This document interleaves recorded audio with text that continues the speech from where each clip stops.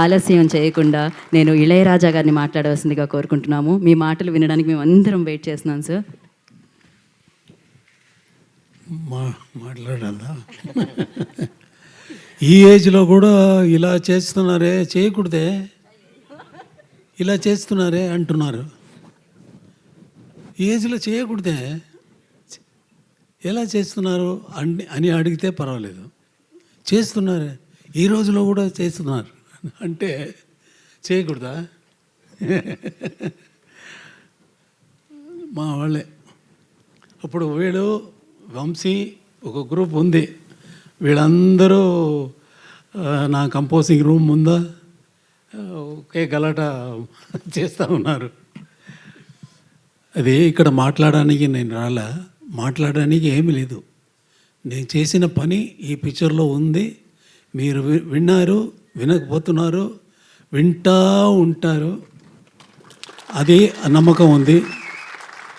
కీరవాణి గారు నాకు రాసినప్పుడు ఈ పల్లవి వినిపించినప్పుడు అనుకున్నాను, వీడు లోపల ఉన్న బంధం, ఆత్మబంధం గురించి కదా రాసి ఉన్నారు. ఇది పాట లేదు, సిచ్యువేషన్ కోసం రాయలేదు.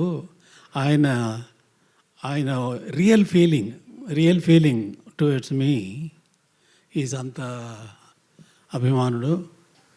చాలా అది ఎప్పుడూ మారలేదు, ఎప్పుడూ చేంజ్ అవుతుంది. ఒక స్టేజ్ వస్తే కొన్ని పిక్చర్ బిగినింగ్లో మ్యూజిక్ చేసేదానికి ముందు ఈజ్ ద ఫ్యాన్, అంతే కదా.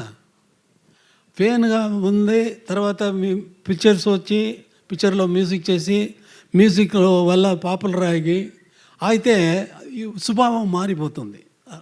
మారిపోవచ్చు, మారలేదు. ఆ రోజు ఎలా నాకు కనిపించారు first time I saw him in my room, composing room, ఎలా చూసానో అలాగే ఉన్నారు.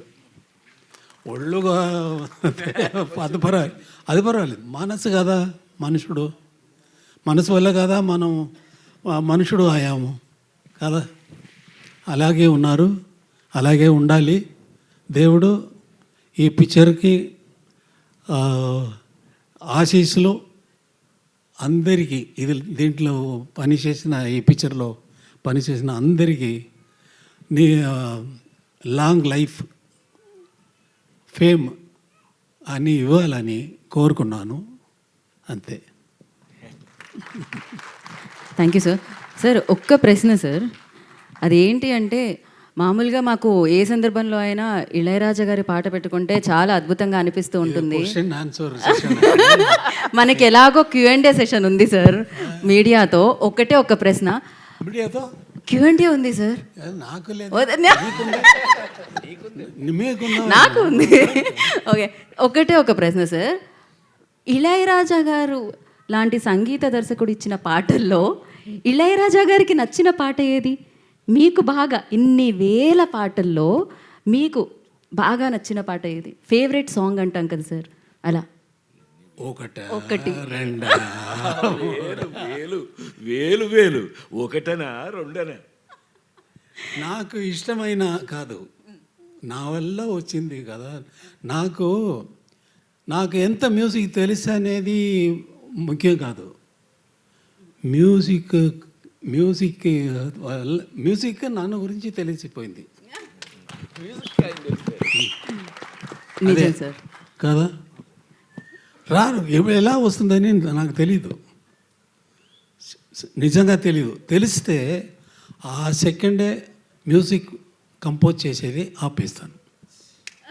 తెలిస్తే ఎలా వస్తుందని తెలిస్తే మ్యూజిక్ ఆపేస్తాను. అది అంతే, తెలిసిపోయింది కదా.